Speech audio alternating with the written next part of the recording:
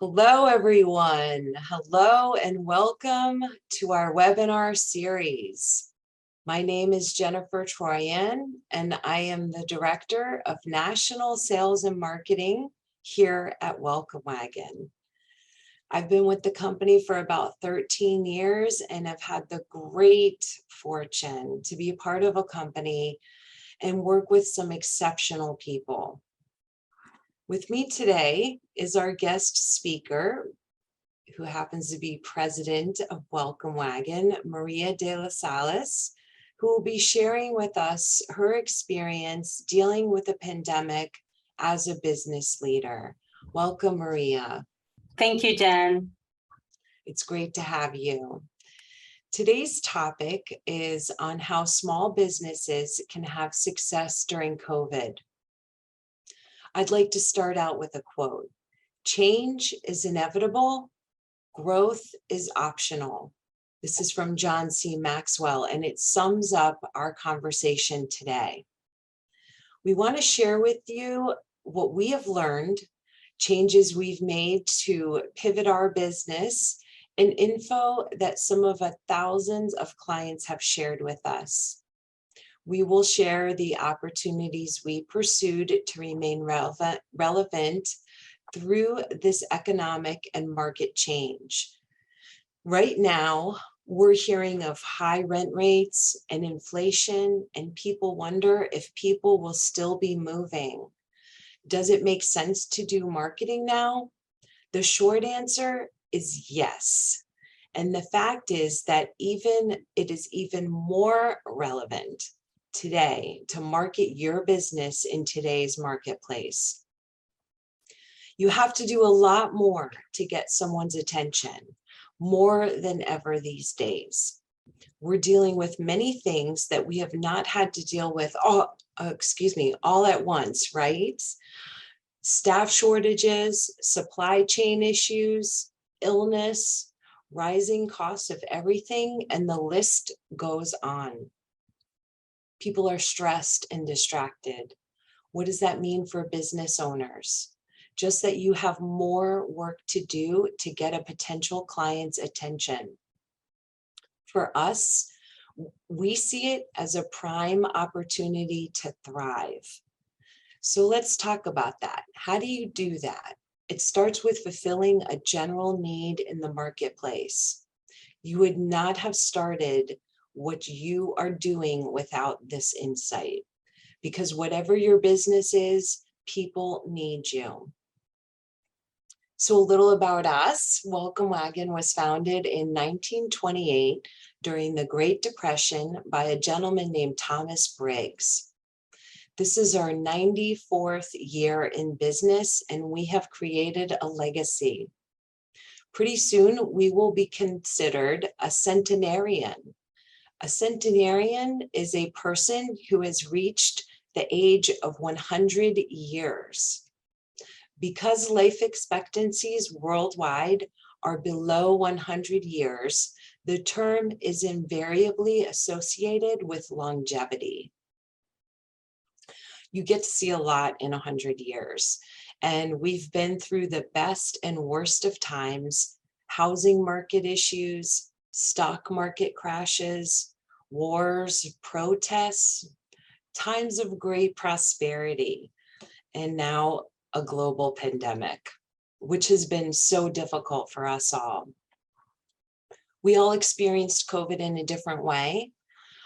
Maria, I'd like for you to share with us about some of the most relevant topics and decisions business decisions had to make during COVID. We'd love to learn from your experience and about what worked and what did not work. Again, Maria, welcome. Thank you, Jennifer. So first of all, thank you for putting this together. It is a great idea to share with our partners some of what we've learned in the past 2 years after going through a pandemic. So Mark Cuban famously said, know your business and industry better than anyone else in the world. Love what you do or don't do it. So in saying that, can you share how Welcome Wagon has maintained relevance and what methods should businesses use to promote themselves?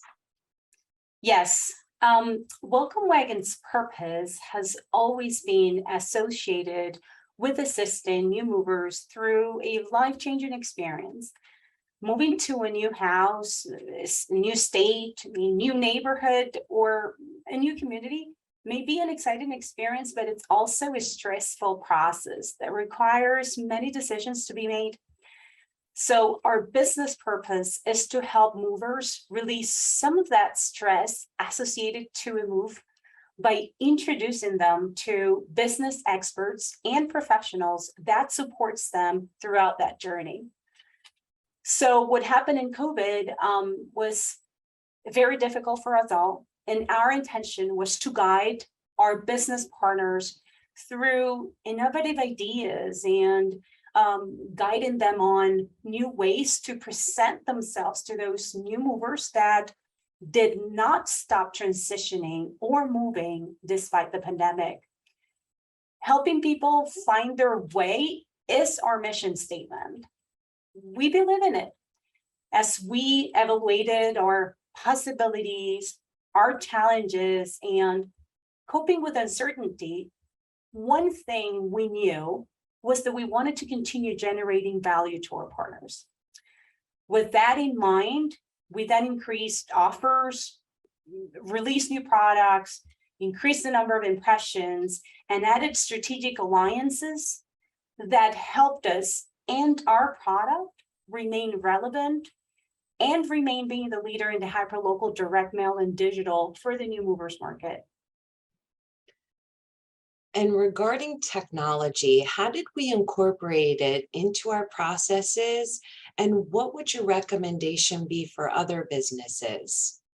Yes, technology was a key component that helped companies quickly modify their processes to survive in this new environment. So think about this. People were now working remotely and doing business at a distance.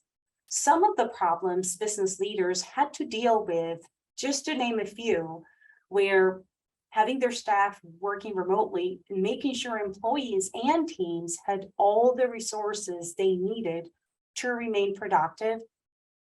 They had to deal with internal and external relationship challenges. Companies didn't know what connectivity issues would present. Companies didn't even know if business could possibly remain active with the new setting and needs.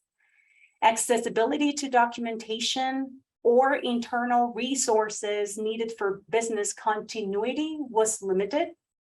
And among other challenges, we can think of lack of supplies, traveling limitations, and many others.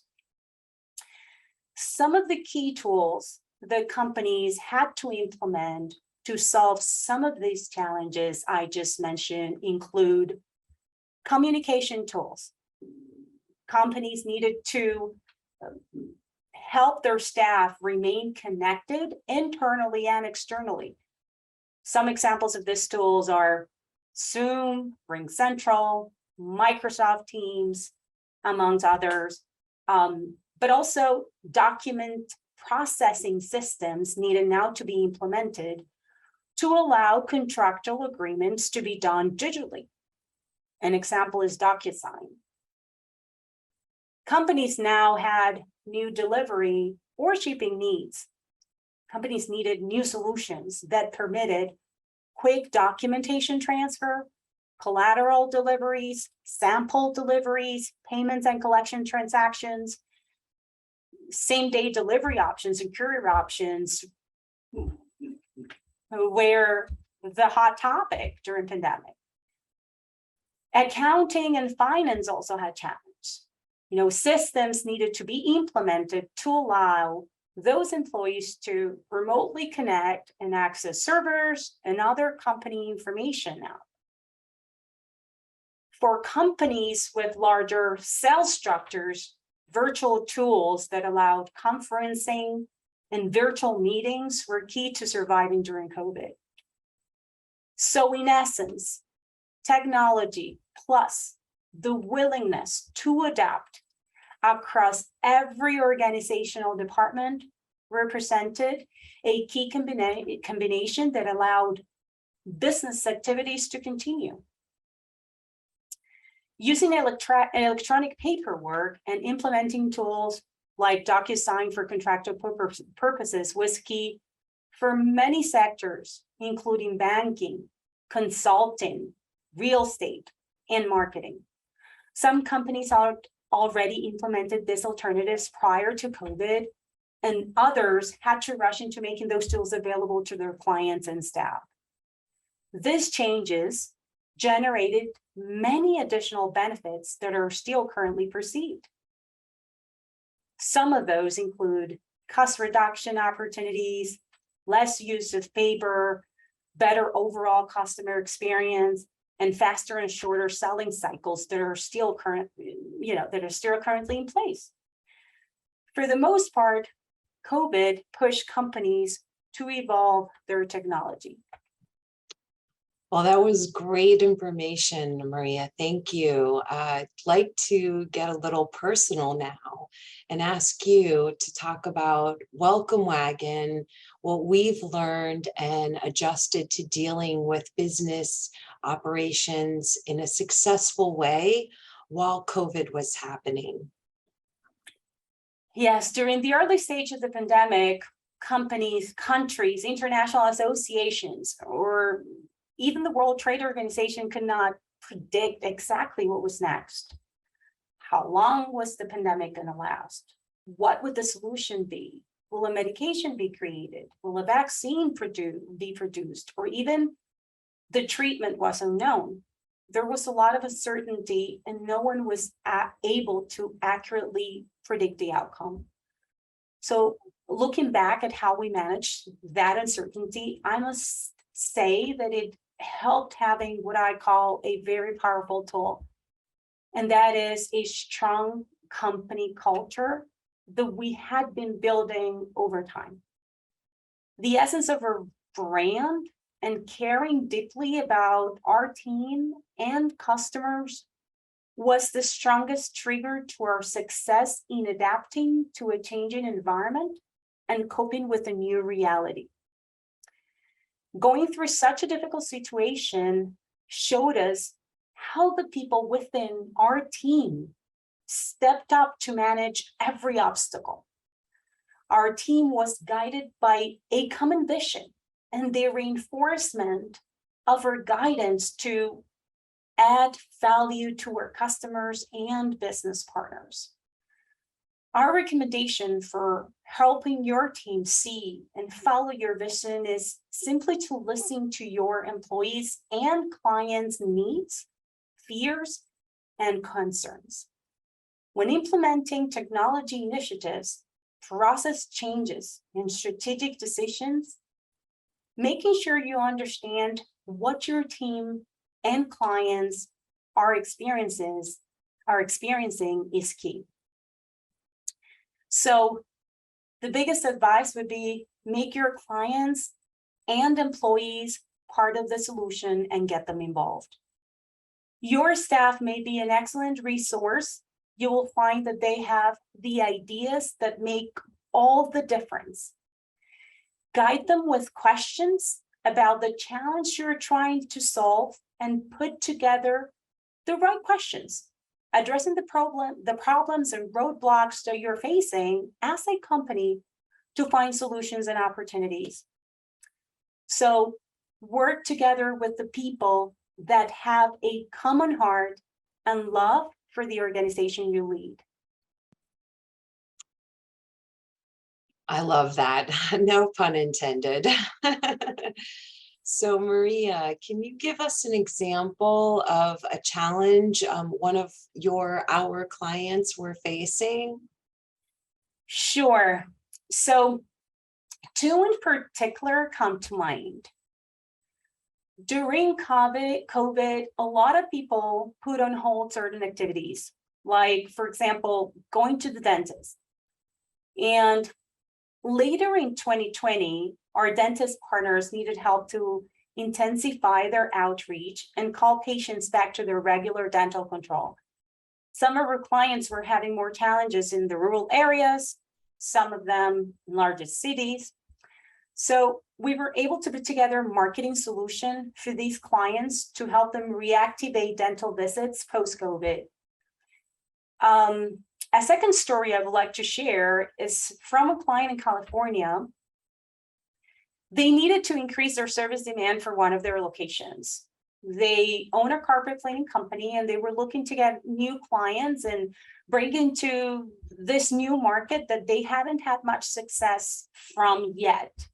So they reached out to us to see how we could help. And our community marketing executive met with them and showed them our product options and smartly designed for them a digital campaign to help them ramp up their business in their newer territory.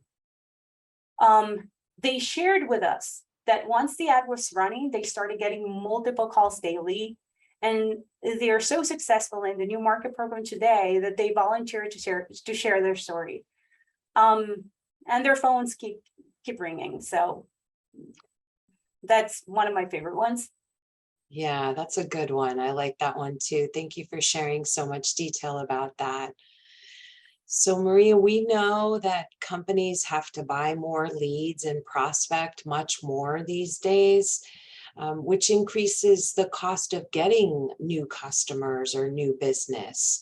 So can you talk about how much it takes to get a new customer these days? Yep. So keeping close to your customers and business partners is a great way to learn and actually find out what challenges they're facing and how you can help them and adapt your product and services to the changing needs of your clients and business partners. This process, we were able to identify new roadblocks and small medium businesses were dealing with during pandemic and post-pandemic. So talking to our clients, one of the roadblocks that we were able to identify was that companies were dealing with a much more competitive market. So what happened was that right at the beginning of the pandemic, with shelter in place and orders, small and medium businesses required less services from the contractors or vendors that they used to hire to fulfill their services. Some examples of this may be found in beauty industry and hairstyle professionals, or in the home service companies who hire contractors and other professionals like installers, electricians, plumbers, handymen, etc. These home pros decided to go independently, directly to consumers, creating an additional challenge for the market. Now small and medium businesses had more challenges with recruiting pros, and employees in general, as well as hunting for new customers, became a task that required more resources. So as a result, the cost to acquire a customer for some of these industries increased. In response to having to spend more dollars to acquire a customer, it becomes more relevant than ever before, investing your marketing dollars wisely. So reaching a targeted audience that naturally shows a need for your product or service becomes a key strategy or initiative to help businesses obtain marketing efficiencies. New movers represent an excellent target opportunity for sectors that serve new movers through their journey.